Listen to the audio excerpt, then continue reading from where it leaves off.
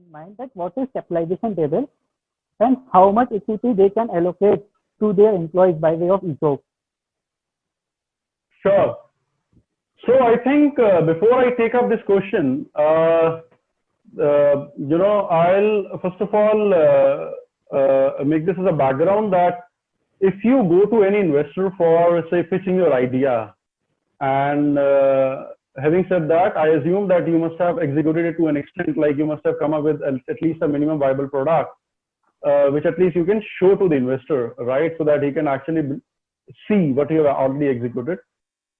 So investors normally talk about the capitalization table, and they also talk about, the percentage of equity they want in the company in return of whatever amount they want to contribute. So when these kind of discussions are getting started, I think founders normally have a confusion, what is the capitalization table? How does it actually showcase the equity structure of the company? And for the consultant, I think we need to understand that how a capitalization table is different from a register of members or a shareholder register, right? So that's one. Secondly, second part of the question is, I think every founder normally asks that how much is which I can allocate to my employees by way of ESOP, because ESOP are being very, very, it's a very incentivization tool for the early stage startups. This is how they incentivize their early employees, I would say, the core team, which we say in startups. And, so a lot of startups have this confusion, how much should I offer to them? So we'll try and answer those concerns. I think those are the first concerns, which we get from a startup. And just before I start answering it, we in total have 5 questions, which we'll answer. This is the first one, right? So let me just jump on to the capitalization table. So guys, capitalization table is nothing, but it actually showcases what your equity structure currently is and what is it going to be if you have promised an equity to someone. This promise could be to the employee, or it could also be to any advisor or consultant as well. So when you are saying that, so for example, a startup has a 2 founder, both one holds 60%, another holds 40%. And you promise to your employees and advisor in total, say 5% of the equity. So you need to understand what will happen to your 60% and 40%, because effectively now what we are saying is 60% to founder A, 40% to founder B, and 5% to the advisor and employees. Now it can't be 105%, it has to be 100%, right? So let me just take an example, a simple example on the Google Sheet, which will actually explain you how these things work when new people come into the company, how equity gets changed, the ownership gets changed. Just a minute. So Mohit, I'll just take a control of the screen from you for I think few minutes, and I'll just showcase my screen now. I hope you can see my screen. Yeah. Right. So yeah, it's just coming up. Just give me a moment. Yeah.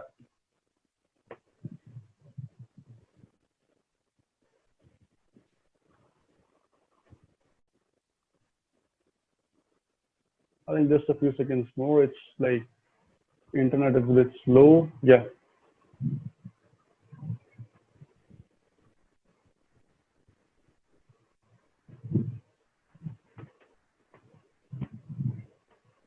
Yes, I think you can see it now. So, for example, founder number A holds 60%, 60%, which is equal to, for example, say 6,000 shares at the value of 10, right? And then founder B, which sort of, hold 40%, 40%, which is like 4,000 shares at the rate of 10. The total amount is, right? So what essentially actually happens, just a minute. Yeah. what actually happens, I think, especially to the founders, when you sort of, promise your employees give say 5% in total. So what happens then? Is it like you're going to transfer your shares to them? Or is it like there is something, some new kind of shares which are getting created? So the answer is that we're going to create some new shares. Why we cannot transfer your shares is because if we transfer your shares, the money or the complication rights on your account, employee, just a minute. Yeah. Just a second, 0.9533. Yeah.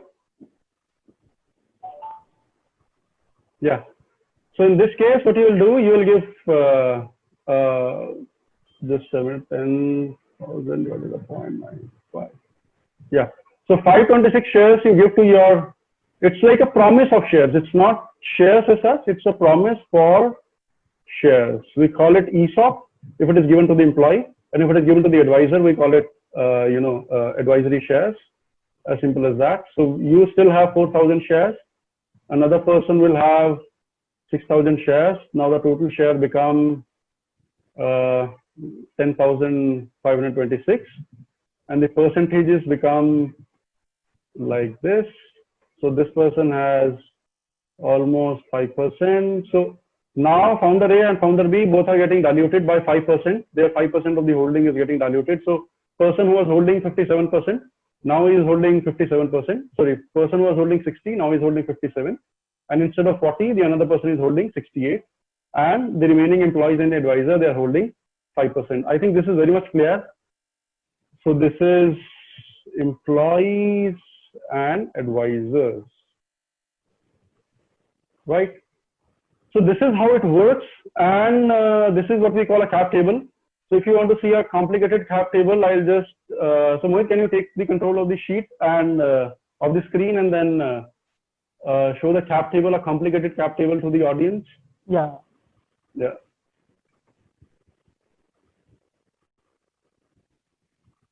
Yeah, so just go down, Mohit, I think down 3-4 slides. I have inserted a cap table. Yeah, this one. So guys, this is how a typical cap table look like. This might seem a bit complicated for you as of now, but this actually depicts how the cap table will look like after series of funding. For example, pre-seed funding, seed funding, series A funding, series B funding, and series C funding. So if you can see in the pre-seed stage, the founder holds 85%, employee holds almost 9 to 10%, and pre-seed investor hold almost 5% of the company. And when the next round happens, the pre-seed investor get diluted. They now hold 3.85%. Founder gets diluted from 85% to 65%. And the seed investor, which is a new investor in this case, at the seed round, they hold 25%. Right? And further on, this goes to series A, series B, and series C. If you want to complicate this cap table, you can even include, there could be different classes of shares which could be issued to different classes of investors, right? And even, employee shares could be very different from the founder shares. So we can make it as complicated, but just for the sake of understanding, I have kept it really, really simple, right? So we'll come back to this table when we'll discuss more about the valuation. I think valuation will be the main topic we'll be discussing in this, entire series, in this entire webinar. So we'll come back to this table. I think you'll be able to understand it better when we talk about valuation, and in the context of valuation, you'll understand this table. So Mohit, can you just go back to our first slide? Yeah, before going back, there is Sandeep Shah who want to ask a question. Sure. His question is how to ensure that if we hire someone for fundraising and they will not able to raise that fund. So I think a lot of early stage companies have this kind of a query because a lot of people are talking to some consultants for raising the fund. So consultants typically charge either a percentage of your fundraising or a percentage in your company, which is this sits on your cap table. For example, I just said 5%. So it could vary from say 2% to 5%. So that depends. So now the thing is, what you need to make sure is whenever you hire a consultant, you always, ask or put this condition that you will give him either the equity or the percentage of fundraising, whichever is, you have negotiated after the successful fundraising. So there is nothing as such you are giving as of now when you are signing the agreement with that person. It is just that when there is a outcome which has been achieved by this consultant, right? Then only he will be entitled to for the either the equity or the percentage of the fundraising. So just for more your understanding, to extend the question, the percentages which advisors charge, in my understanding, in this case will be starting from 2% to 5% of fundraise amount. If you're raising, for example, say 1 CR as a fundraise, your first seed round, so they might be charging you 2% to 5% of the fundraise amount. Or if they're asking you to for the equity as a compensation, so they must be asking you anywhere between 0.5% to 3% of your company, depending upon what the size of the round is, what is the expertise of that consultant already. So I think this is on the commercial ground. I think I fairly answered the question. I think we have another question. Does this mean that the value of the equity is to be taken on a fully diluted basis? Absolutely yes. It's a wonderful question, Tane. It has to be taken on a fully diluted basis. Even if whenever you go for a fundraise, even to a venture capitalist, it has to be taken on a fully diluted basis, right? So that's the answer. Before I take up the next question from Vaibhav, let me address the second part of the question, which is how do I allocate the equity to my employees? Because every founder, I see people are struggling, how much they should actually give to the early stage people. So I think it actually is depend upon case to case, but just to tell you like a thumb rule is that initially at least 10% of your equity. For example, you are two founders.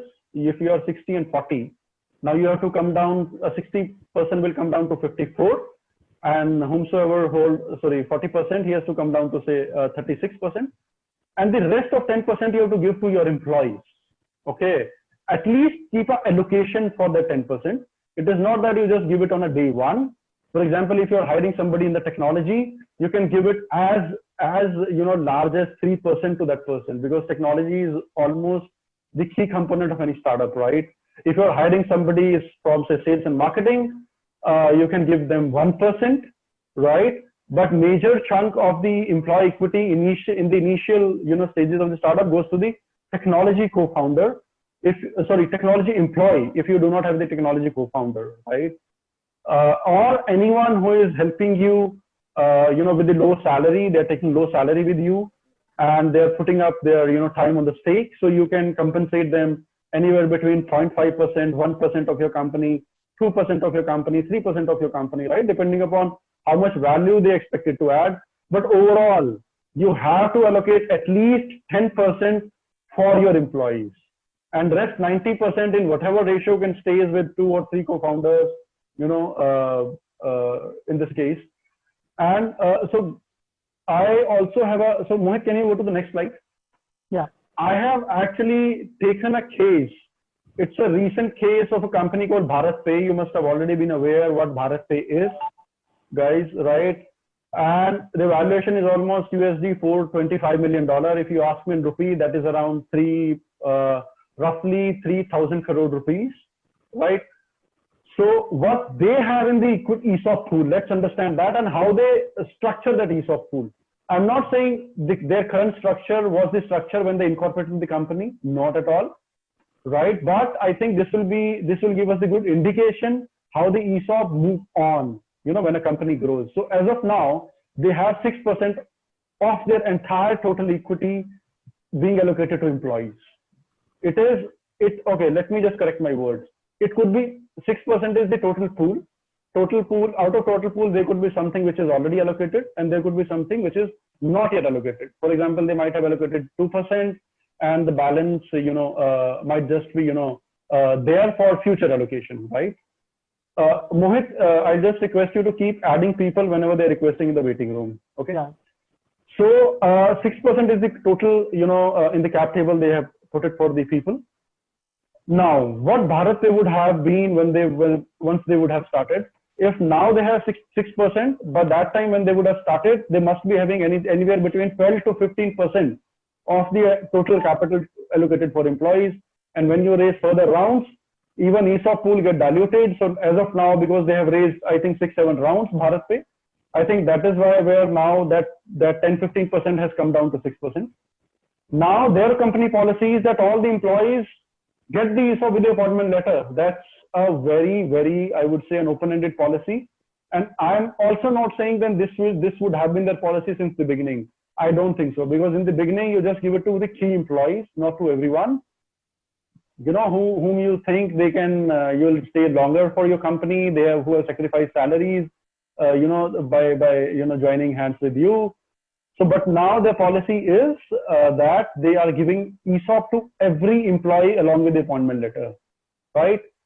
And there is something called strike price for an ESOP. This is the price which an employee has to pay when he subscribes for the shares. So just to simply put it, in BharatPe, once employee get entitled according to the policy, according to the vesting schedule for the shares, in that case, they need not to pay anything for that. In some company, there is a policy of having some strike price, sometimes nominal like 10 rupees, and sometimes even higher. Like company like Infosys, all the listed company do have strike price, which is at a discount to their market price. It is not zero, but in startup ecosystem, it is either zero or a very nominal amount, say rupees 10. Now, about vesting schedule, I think vesting normally means if an employee today joins the company and, you know, as a startup company, and then if he stays for example, say 4 years, then only he get entitled to those kind of shares, right? So vesting in case of BharatPe is 25% in 1 year. For example, an employee, when he joined, got option equal to 100 shares. So 25% of the share, which is 25 share, he'll get at the end of year 1, and rest on a monthly basis to 2%. So balance 75% will get splitted. Every month he'll get additional 2%. So as long as, if suppose he stays with the company, for example, say 2 years, so he will have a total balance of 49%, which is, in way of monthly vesting, it is 24% and 25% in year 1, so 49% in total. Exercise period is again important in ESOP. I think that's pretty standard. Even if an employee leaves the company after 2 years, he still have those options to subscribe the share for 5 years. It depends upon company to company. Some company have 1 year, 2 year, more the year are these. I think 5 is something which is very lucrative. I think more attractive ESOP are to the people, you know, your employees. Buyback option available. As I'm saying, I think this company is large enough to give buyback to the employees for ESOPs, but normally early stage company never think of buyback as such. It is only in the later stage when they grow in the business, when they grow in the fundraising cycle, then only, you know, they incorporate the buyback later on. But just to give a perspective, this is how a ESOP structure looks like. You know, once your startup becomes like somebody like a BharatPe, right, on the Paytm or a Zomato, right? So I think this is helpful to give a perspective. Let's see what Weber has to say. So it's saying, how is it founder offer ESOP not in percentage but in monetary form? Okay, wonderful question. So I would say in the early stage companies, since you're not sure about the valuation and, you know, basically how you value your company, and there's no fixed price to the valuation because you haven't raised any fund and there is no concrete valuation available. So it is better you give them on a percentages. Even if you do a notional value, that may not hold good when you raise an actual round. So then how you will recalculate the ESOP, that is, I think, a complication arise. But yes, early stage companies do allocate in percentages. They don't go in monetary terms as such. Once you raise at least one round, I think then it makes sense to even give them, say, then you can say, okay, I'm giving you shares worth 5 lakh rupees. And now 5 lakh rupees is determined with your last valuation at which you got funded, right? Yes. So let's move on to the next question, Mohit. I think we are all clear and we have taken up good amount of question as well. Yeah. So hopefully the first question of the capitalization is hopefully understandable to all the participants.